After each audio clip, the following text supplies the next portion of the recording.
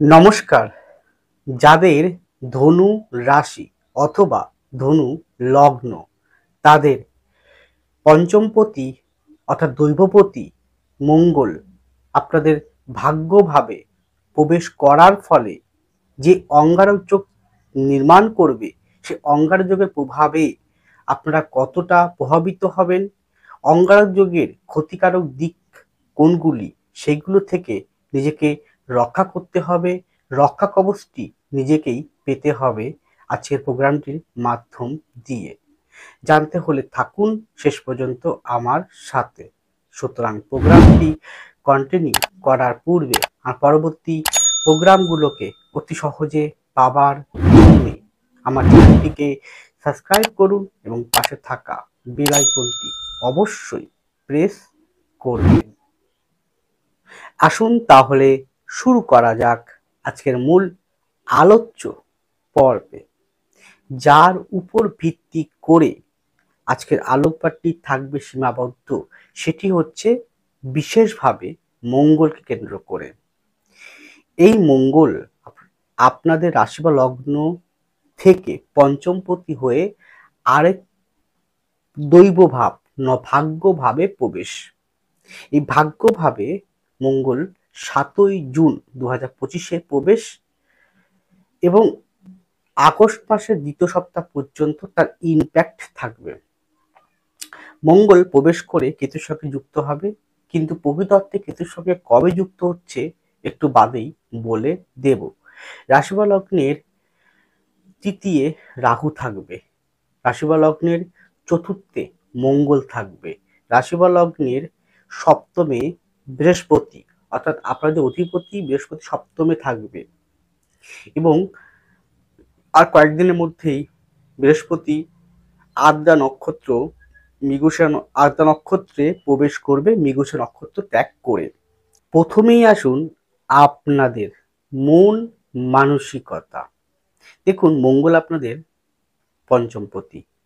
মঙ্গল আমাদের জীবনে গুরুত্বপূর্ণ ভূমিকা গ্রহণ করে। ঘুম থেকে ওঠা থেকে শুরু করে ঘুমানো পর্যন্ত মঙ্গলের ভূমিকা মারাত্মক থাকে।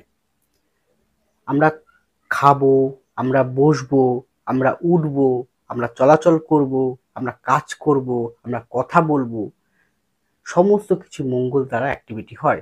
মঙ্গল শক্তি, মঙ্গল এনার্জি, মঙ্গল আমাদের ফোর্স, মঙ্গল আমাদের লড়াই, মঙ্গল আমাদের পরাক্রম, মঙ্গল আমাদের পরিশ্রম, মঙ্গল আমাদের মোটিভেট, মঙ্গল আমাদের একাগ্রতা, মঙ্গল আমাদের জীবনে এগিয়ে যাওয়ার শক্তি। মঙ্গল যুদ্ধ বিগ্রহ, মঙ্গল সৈন্য, মঙ্গল সেনাপতি, মঙ্গল তর্ক বিতর্ক, মঙ্গল জেদ, মঙ্গল ক্রোধ, মঙ্গল ভূমি, মঙ্গল বাসস্থান, মঙ্গল ভাতৃ, আরো প্রভূত বিষয়কে নির্দেশ করে, কারকতা বহন করে। মঙ্গলের মধ্যে অনেক পজিটিভ গুণ রয়েছে। এখন প্রশ্ন হচ্ছে, এই পজিটিভ গুণ কতক্ষণ থাকবে? যখনই অঙ্গারক যোগ নির্মাণ করবে পুরোপুরি দমে, সেটা ধরুন জুন মাসের শেষের দিক থেকে জুলাই পুরো আগস্টের মিডিল পর্যন্ত, মঙ্গল যখন কেতুর সংস্পর্শে চলে আসবে, এখন কিন্তু নেই, এখন মঙ্গল থেকে কেতু অনেকটাই দূরত্বে বিরাজ করছে। যখন মঙ্গল কেতু দূরত্ব 10 ডিগ্রির মধ্যে চলে আসবে, তখন এই অঙ্গারক যোগের প্রভাবটা পুরোপুরি বৃদ্ধি ঘটিয়ে থাকবে। এবার কি হবে? মঙ্গলের পজিটিভ গুণগুলোকে কেতু শোষণ করে নেবে, কেতুর নেগেটিভ গুণগুলো মঙ্গলের মধ্যে ফেলে দেবে। তার ফলে কি হবে? মঙ্গলের যে পজিটিভ করার যে শক্তিগুলো হ্রাস ঘটবে। এদিকে যে আমাদের স্থায়িত্ব ফল দেবে শনি, সে কিন্তু ফোর্থে বসে আছে, তাই তো? এবার মঙ্গলের অষ্টম দৃষ্টি পড়ছে সেই ফোর্থ ভাবে শনির উপরে। এদিকে মঙ্গলের সপ্তম দৃষ্টি পড়ছে তৃতীয় রাহুর উপরে। তাহলে এই পরিপ্রেক্ষিতে কি হচ্ছে?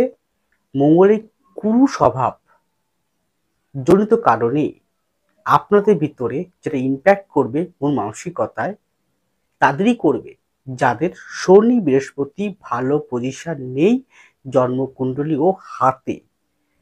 তাদের কি হবে?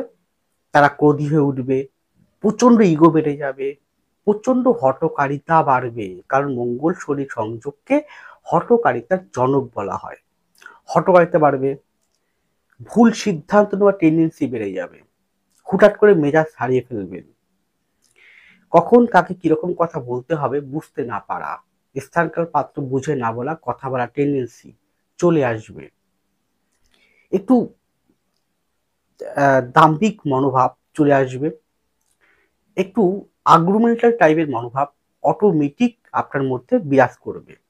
তাহলে এইগুলো যদি করে ফেলেন, এই মঙ্গল এবং অঙ্গারক যুগের নেগেটিভ এই ক্ষতিকারক দিকগুলো যদি পরিত্যাগ করতে না পারেন, তাহলে কিন্তু আপনারা অনেকটাই কিন্তু ক্ষতির সম্মুখীন হবেন চলার পথে।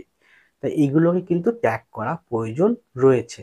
এদিকে চেষ্টা করবে, বৃহস্পতি যেহেতু আপনাদের অধিপতি অর্থাৎ রাশি অধিপতি, তো সেই হিসেবে বৃহস্পতি দৃষ্টি সপ্তমে পড়া, বৃহস্পতি সপ্তম দৃষ্টি নিজের স্বক্ষেত্রে পড়ার জন্য আপনাকে অনেকটাই কন্ট্রোল করার চেষ্টা করবে।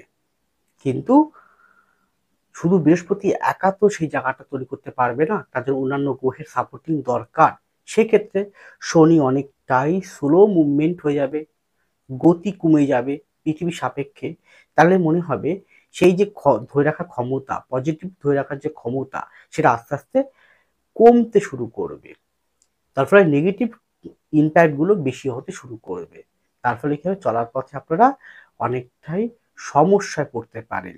তাই এই বিষয়গুলো যদি দেখছেন অজান্তে তৈরি হচ্ছে, দেখছেন অজান্তে চলে আসছে, তা সেগুলোকে ত্যাগ করে সঠিকভাবে সঠিক সিদ্ধান্ত নিয়ে এবং স্থির থেকে, যেহেতু চতুর্থে শনি আছে মঙ্গলের দৃষ্টি আপনাকে স্থির থাকতে দেবে না, আপনার মনের ভিতরে খুব অস্থিরতা, মনের ভিতরে হতাশা, মনের ভিতরে একটা নিরাপত্তাহীনতার একটা অভাব আপনি বোধ করবেন।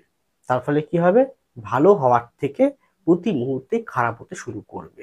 তাই এগুলোকে ত্যাগ করুন আর সাবধানে নিজেকে এগিয়ে নিয়ে চলুন। এর পরে আপনাদের শরীর স্বাস্থ্য, সেক্ষেত্রে এক শিরায় টান পড়া, পেশিতে কোনো সমস্যা হওয়া, পেশি বুকের সাইডটায় কোনো সমস্যা হওয়া, কোষ্ঠকাঠিন্য, অশ্বজাতীয় বিষয়, নার্ভ সংক্রান্ত বিষয় এবং অতিরিক্ত পরিশ্রম করার ফলে হিমোগ্লোবিনের রক্ত হিমোগ্লোবিন সংক্রান্ত জায়গায় এনার্জি লেস হয়ে যাওয়া, পেশ সংক্রান্ত জায়গা, এই কটা বিষয় যদি মনে হচ্ছে, তাহলে দেরি না করে গো টু ডক্টর। এর পরে আপনাদের কর্মজীবন। দেখুন, কর্মক্ষেত্রে বর্তমান সময়ে প্রত্যেকে কর্ম সংক্রান্ত বিষয় নিয়ে আজ হতাশা, ডিপ্রেশন, অ্যাংজাইটিস, দুঃখান্বিত। প্রত্যেকটা মানুষ কর্মের ক্ষেত্রে ব্যাপক সমস্যার মধ্যে চলছে, কেউ না কেউ, প্রত্যেকেই চলছে। তাহলে এই কর্মক্ষেত্র বিষয় বলতে গেলে আমি প্রত্যেকটা ভাগ যেমন বলবো, এই কর্মভাগটা একটু বেশি পরিমাণে আলোকপাত করব, একটু বিস্তারিত আলোকপাত করব। তো সেক্ষেত্রে বলতে হয় যে প্রথম যেটা বলবো, কর্মস্থলে আপনি যে কর্মই করুন, আপনি সরকারি চাকরি করুন বা বেসরকারি চাকরি করুন বা আপনি ব্যবসা করুন, কর্মস্থলে আপনার ঊর্ধ্বতন কর্তৃপক্ষের সাথে যথোপযুক্ত সুব্যবহার বা সুসম্পর্ক স্থাপন করে চলবেন আগামী 2.5-3 মাস। আপনি আচমকাই আপনার ঊর্ধ্বতন কর্তৃপক্ষকে বা আপনার সহকর্মীকে এমন কথা বলে ফেলবেন, যার থেকে তৈরি হবে গন্ডগোল, হতাশা, ডিপ্রেশন বা আপনার চাকরি পর্যন্ত টানাটানি পড়তে পারে। তাই এইগুলোকে ত্যাগ করতে হবে। এই 2.5-3 মাস আপনাকে দাঁতে দাঁত চেপে কাজ করতে হবে, চাকরি করতে হবে, না হলে প্রতি মুহূর্তে কিন্তু আপনি সমস্যার মধ্যে পড়বেন। গেল। এবার আমি দেখেছি ধনুর মানুষরা, এরা কনসালটেন্সি বিভাগটায় বেশি কাজ করতে ভালোবাসে। কনসালটেন্সি কোনগুলো? যে কোনো কনসালটেন্সি, সেটা হতে পারে কোনো অর্থনৈতিক কনসালটেন্সি, কোনো lawyer consultancy, doctorate consultancy, astrological consultancy, যে কোনো কনসালটেন্সি বিভাগটায় ভালো উন্নতি করতে পারে। দশম ভাব যেহেতু বুধের ঘর, তাই উপদেষ্টা মণ্ডলী, ব্যাংকিং সেক্টর, মার্কেটিং বিভাগ, যে কোনো মিডিয়া রিলেটেড কাজ করতে ভালো পারদর্শী। তাহলে এই বিভাগগুলো যেমন উন্নতির গ্রোথ আছে, নেই বলবো না, উন্নতির গ্রোথ আছে, কিন্তু উন্নতির গ্রোথটা বিগত দিনে যেরকম ভাবে চলছিল সেটা কিছুটা স্লো হয়ে যাবে। এবার কেন স্লো হবে? কারণ শনির গতি অনেকটা স্লো। এখানে সপ্তম ভাবে বৃহস্পতির অবস্থান রাহু নক্ষত্রে নেওয়ার পর, রাহু দৃষ্ট পড়ার ফলে কর্মের কিন্তু পরিবর্তন আপনি পাবেন। কিরকম হতে পারে?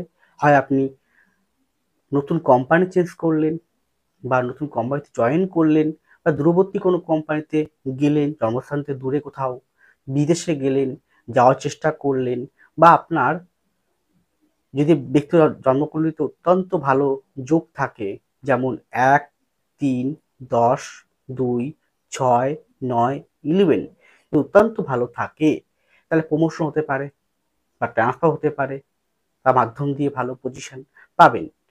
এটা হলো তাদের ব্যক্তি জন্মকুণ্ডলিতে অত্যন্ত ভালো রয়েছে বৃহস্পতি, শনি, রবি, মঙ্গল। তারা কিন্তু অবশ্যই, বুধ যদি ভালো থাকে অবশ্যই কিন্তু তারা এই সময়টায় এই পজিশনে তারা যেতে পারে। এছাড়াও যে কোনো পৌরোহিত্য, যে কোনো পূজা পাঠ, যে কোনো পূজা পাঠ, যে কোনো আধ্যাত্মিক সংক্রান্ত জায়গা তারা কিন্তু অগ্রগতি পাবে। অন্যের সমস্যা, যেমন যেমন কেউ আইন নিয়ে পড়াশোনা করছে, আইন নিয়ে কাজ করছে, লয়ার, তাহলে অন্যের সমস্যা যারা সমাধান করে, সেই ধরনের কাজকর্মের সঙ্গে যারা যুক্ত, তাদের কিন্তু উন্নতির গ্রোথ পাবেন। মেডিকেল সেক্টরটা অনেকটা ভালো হবে, মেডিকেল বিভাগটায় উন্নতি গ্রোথ আছে। ডক্টর হতে পারে, মেডিকেল কোন রিপ্রেজেন্টেটিভ হতে পারে, ঔষধ বিক্রেতা হতে পারে, ঔষধ সেল করছেন, মার্কেটিং করছেন, তাদের ক্ষেত্রে ডেভেলপমেন্ট অনেকটাই কিন্তু শো করছে ভালো। কিন্তু আপনার রাগ, ক্রোধ, কথাবার্তা এইটাকে প্রতি নিয়ন্ত্রিত রেখে কিন্তু আপনাকে যেতে হবে। যারা শল্য চিকিৎসক, বা যারা ইলেকট্রিক ইঞ্জিনিয়ার, বা যারা ভারী ইস্পাত ভারী ইস্পাত যন্ত্রপাতি নিয়ে কাজ করছেন, যারা রেলের যে কোনো ইস্পাত যন্ত্রপাতি নিয়ে কাজ করছেন, লোহা লক্কর নিয়ে কাজ করছেন, যারা একটুখানি ডেঞ্জার ডেঞ্জার জোনে কাজ করছেন, মানে এমন কোনো আহ, ঝুঁকিপূর্ণ কাজ করছেন, ঝুঁকিপূর্ণ কাজ বা এমন কোনো কাজ করছেন যেটা একটু ঝুঁকিপূর্ণ, একটু অসতর্ক, অসতর্ক হলেই বড় বিপদ আসতে পারে, সেই ধরনের কাজগুলো আপনারা আগামী 2.5 মাসটা সাবধানে করবেন। যার যে কোনো ডিসিপ্লিন ফোর্সে আছেন, পুলিশ, মিলিটারি, বিএসএফ, আর্মি, এই ক্যাটাগরি লোকজনদের রাগ, ক্রোধ, কথাবার্তার প্রতি নিয়ন্ত্রণ রাখতে হবে। গেল। এছাড়া বলতে পারি এর সফটওয়্যার ইঞ্জিনিয়ার, মেকানিক্যাল ইঞ্জিনিয়ার, উন্নতি আছে, গ্রোথ আছে, মানছি, কিন্তু ওই যে বললাম কর্মস্থলটায় কোনো প্রকার সমস্যা পাবেন। ব্যাংকিং সেক্টরে আপনার অতিরিক্ত চাপ, কাস্টমার কনজিউমারদের চাপ, এটার সাথে সুসম্পর্ক, মেলবন্ধন আপনার রাখতে হবে। গেল। যে কোনো শৌখিনত্ব, কেউ হয়তো কোনো প্রোডাক্ট সেল করছেন, কেউ অনলাইনে কোনো প্রোডাক্ট সেল করছেন, বা কেউ হয়তো বস্ত্র বিক্রি করছেন, কেউ ছবি আঁকছেন, গান বাজনা করছে, অভিনয়, থিয়েটার, বাদ্যযন্ত্র, এই ধরনের ক্যাটাগরির সঙ্গে যুক্ত, লেখনী বিদ্যা, ফিল্ম ডিরেক্টর, ফিল্ম পরিচালক, যারা এডিটিং করছেন, বা যে কোনো প্রকার এই ইউটিউব করছেন, ফেসবুক করছেন, এই বা রিল করছেন, শর্ট করছেন, এই ধরনের কন্টেন্ট ক্রিয়েটর উন্নতি আছে, কিন্তু ধৈর্য চুক্তি ঘটাবেন না। ফলটা হয়তো সেই মুহূর্তে পাবেন না, কারণ ফলের দেওয়ার মতন যে আলটিমেট ফল দেবে সেটা শনি, সে কিন্তু অনেকটা স্লো মুভমেন্ট, তাই ফল দেওয়ার জায়গাটা কিন্তু এই মুহূর্তে কিন্তু সেভাবে একটা নেই। তাই ফল দেওয়ার জায়গাটায় কিন্তু আপনাকে সঠিকভাবে একটুখানি ধৈর্য রেখে চলতে হবে। এই কর্মক্ষেত্রের মাঝখানে আপনাদের ছোট্ট একটা পয়েন্ট বলে দিচ্ছি, যা আপনাদের বলাটা অত্যন্ত প্রয়োজন।